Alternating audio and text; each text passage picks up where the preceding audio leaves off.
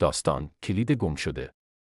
روزی روزگاری ملا نصرالدین در حال بازگشت از بازار بود که یکی از همسایگانش به او گفت: ملا جان، من کلید خانه‌ام را گم کردم. آیا می توانی کمک کنی تا آن را پیدا کنم؟ ملا نصرالدین سرش را تکان داد و گفت: بله، حتما. بیایید در کنار خانه‌ام بایستیم، من می توانم کلیدت را پیدا کنم.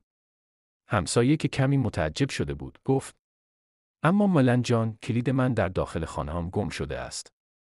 چرا اینجا؟ ملای نصرالدین با لبخندی گفت: اینجا روشن‌تر است و من فکر می کنم که در این نور بهتر می توانم کلیدت را پیدا کنم.